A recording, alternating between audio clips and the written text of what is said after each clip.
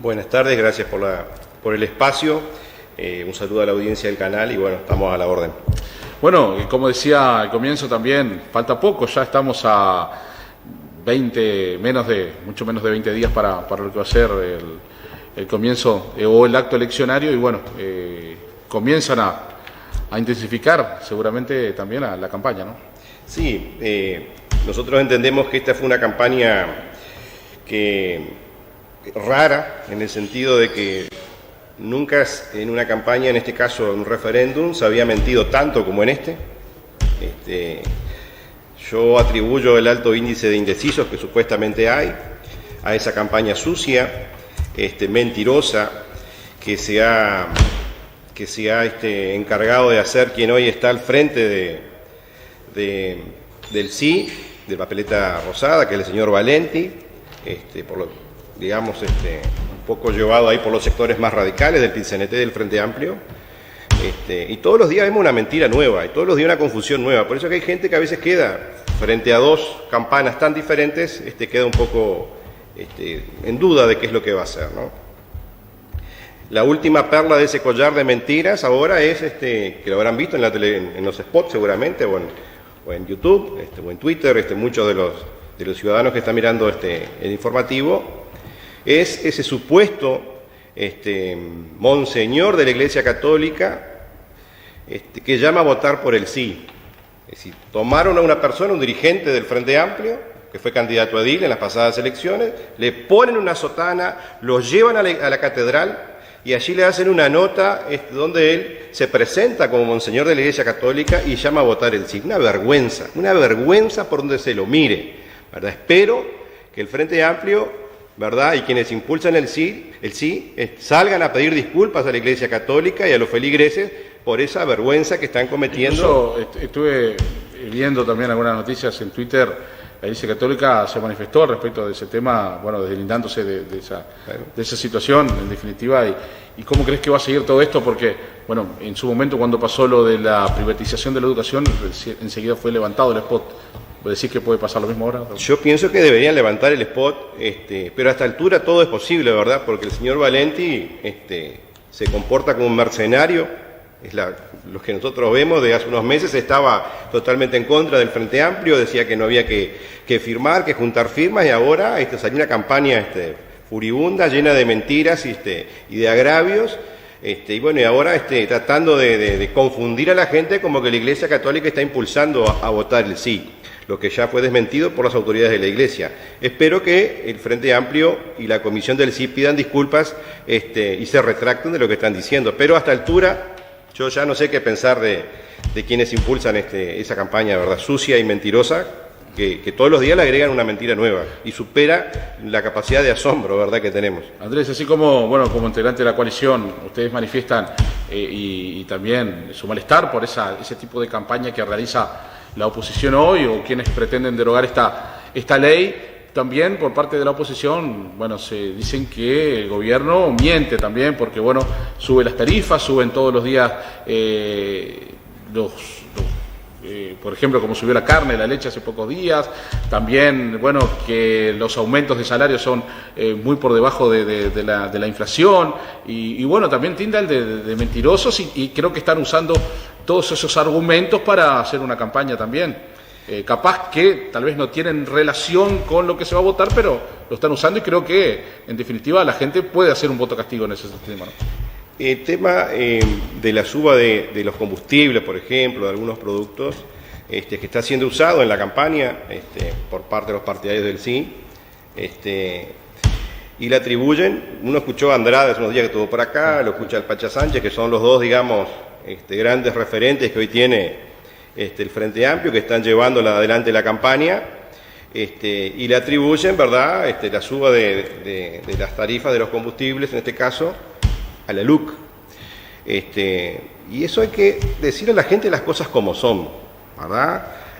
La LUC lo que hace es transparentar el precio, los costos. Eso es lo que hace la LUC, ¿verdad? Si uno mira lo que pasa en el mundo, porque Uruguay no es una isla, hay que mirar lo que pasa en el mundo.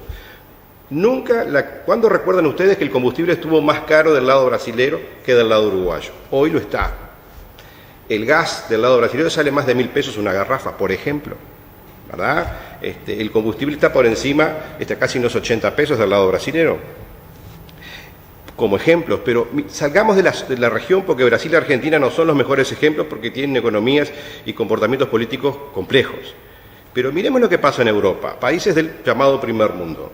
Hoy, en España, la nafta está a 95 pesos uruguayos. Francia está por encima de los 100 pesos. Alemania está casi 120 pesos un litro de nafta.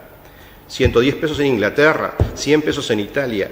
¿Y por qué el primer mundo tiene la nafta de esos precios, el combustible de esos precios?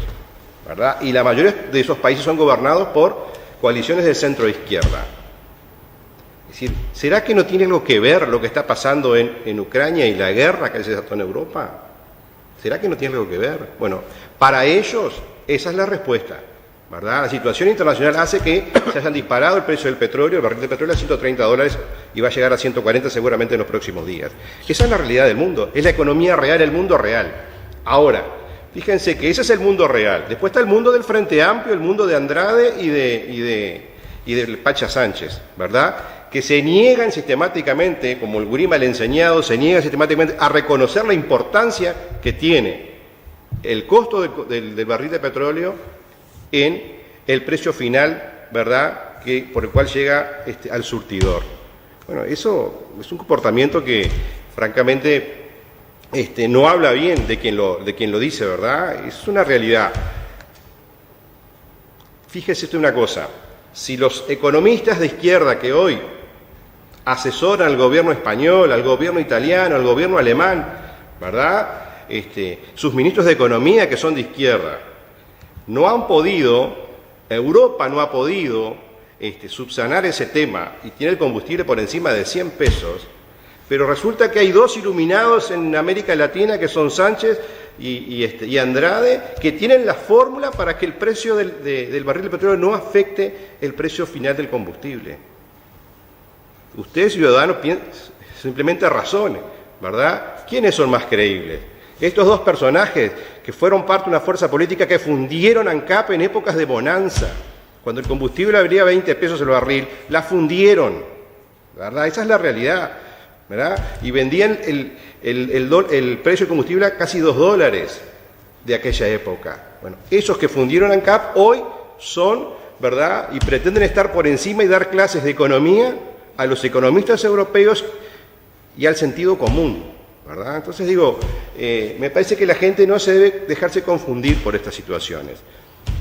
El precio del trigo, ¿verdad? No debemos cerrar los ojos que Ucrania es el granero de Europa, segundo productor mundial de trigo, por ejemplo. Eso va a afectar los precios internacionales, ¿cómo no? Los va a afectar, por supuesto, igual que el aceite, ¿verdad? Igual que la carne. Bueno, el gobierno tendrá que buscar mecanismos para tratar de que eso no impacte tanto, ¿verdad?, en la población. Pero son cosas que están pasando no en Uruguay, en el mundo están sucediendo. Y decir que solo pasan acá, yo creo que es muy mezquino. Cuando los países enfrentan problemas importantes, ¿verdad?, normalmente las sociedades, problemas externos importantes, las sociedades, ¿qué hacen? Se unen. En Uruguay no sucedió eso. Frente a una pandemia y frente a una guerra que no es nuestra, pero que nos afecta, ¿qué hizo el Frente Amplio? Salió a polarizar, a quemar la pradera, a aumentar la grieta, es decir, poner primero los intereses políticos partidarios que los intereses del país. Esa es nuestra visión, ¿verdad? Es lamentable porque no va con la historia del país. Pero creo que los dirigentes que hoy están conduciendo el Frente Amplio no son los de hace 20 años, ¿verdad? No son hace 20 años, y el recambio generacional ha traído lo peor del Frente Amplio, que son dirigentes radicalizados que solamente están detrás del poder y no de los intereses del país. Eso que hiciste referencia ahora por último, bueno, incluso quien fue alcalde también por el municipio de Bella Unión y dirigente del Frente Amplio, como fue el contador Fernández, manifestó eso, un poco como Frente Amplista su indignación por ese tema, señalando que el Frente Amplio está en manos de los sindicatos. Un poco lo que decías, ¿es así? ¿Crees que es así? Yo creo que eso está pasando con muchos dirigentes a lo largo y ancho del país. Hace un día escuchábamos a Darío Pérez, quien fue creo que 20 años diputado del Frente Amplio por Maldonado, diciendo y llamando a votar por el no, porque también no se resigna él como Frente Amplista, que no va a dejar de serlo, igual que Luis Carlos acá en Bella Unión, a que el Frente Amplio sea copado por estos grupos radicales, ¿verdad? Pero bueno, es el mundo en el que vivimos, es lo que hay, como decimos normalmente. Pero le están haciendo un flaco favor al país. Le están haciendo un flaco favor al país y se han sumado a una serie de mentiras, porque todo esto arrancó desde el PIT-CNT, desde grupos radicales del PIT-CNT, que después arrastraron al Frente Amplio al referéndum, ¿verdad? Bueno, y el país todavía está hoy embretado en esa situación. Pero han mentido sobre el tema de la educación que tú decías hoy. Acá vimos el año pasado cuando se decía, van a haber menos grupos en el liceo, en la UTU de Bella Unión, van a haber grupos de 50 alumnos, hay recortes y toda esa sarta de cosas, de disparates. Bueno, el dato mata al relato, como decimos, ¿verdad? El Liceo 1 de Bella Unión tiene 2 grupos más que el año pasado. Bueno, tú lo sabés porque hiciste una nota a la directora, al director de la escuela técnica, y lo habrán escuchado acá en la televisión, los oyentes. La UTU de Bella Unión tiene más grupos que el año pasado. Y no hay grupos de 50 alumnos, ¿verdad? Solamente hay un grupo con más de 35 en el Liceo 2 de Bella Unión, que es un 5º año, que seguramente a esta altura ya habrán pedido la creación de un nuevo grupo que se va a aprobar seguramente. Entonces digo, todo eso que se dijo no es cierto. La apuesta a la educación pública sigue siendo fuerte desde este gobierno. Bueno, la última información, las felicitaciones a esos 45 alumnos que fueron seleccionados para comenzar profesorado en Bella Unión. Durante muchos años fue un reclamo tener la carrera de profesorado en Bella Unión. Durante los años de bonanza no se hizo nada, ¿verdad? Cuando el Frente Amplio gobernaba. Bueno, hoy, con un gobierno de la coalición, por primera vez habrá carrera de profesorado en Bella Unión. Son 45 alumnos. Los felicito a ellos, a sus familias, porque es una oportunidad de poder formarse en una carrera terciaria de formación docente.